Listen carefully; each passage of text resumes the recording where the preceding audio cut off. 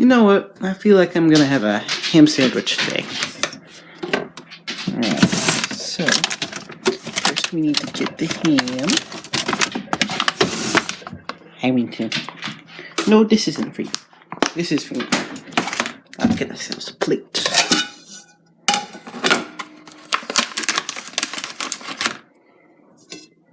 Well, now we're gonna get the... Wait, no! Wait, Stan! You weren't supposed to eat that! Aw, son of a preacher.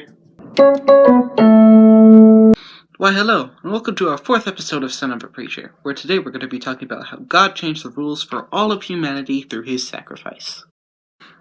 Now, we know all about the 10 Commandments, and we know even just about the 2 commandments that we are supposed to keep, which is loving God and loving other people, because by doing these things we will be granted into heaven.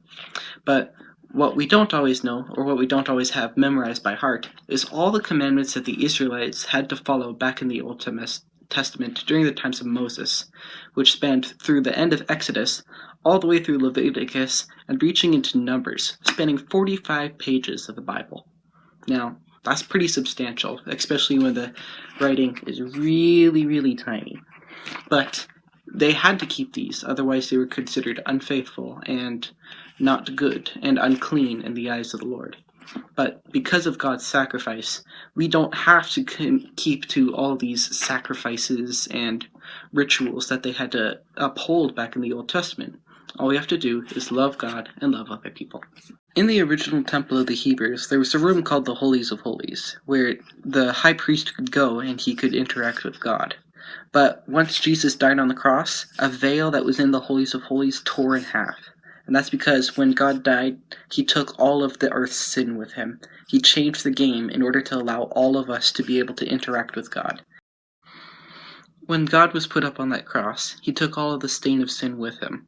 And when he died, he took all of the sin with him as well. That means that all of the sin that was left with humanity was gone.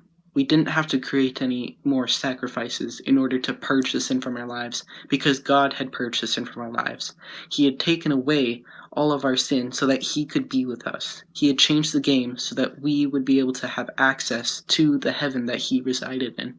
Now for today's object lesson, we're going to be having a little fun. I'm not sure if you guys have ever heard of it, but there's this game called Guitar Hero. So we're going to be playing a little bit of that today, and I'm going to show you how this actually involves the lesson. Alright, so for those of you who don't know, when you first start playing the Guitar Hero game, you only have access to a couple of songs. For instance, I only have access to these 2 at the moment. But just like when God tore the veil in the Holiest of Holies, I'm actually able to give myself more songs simply by just opening the way.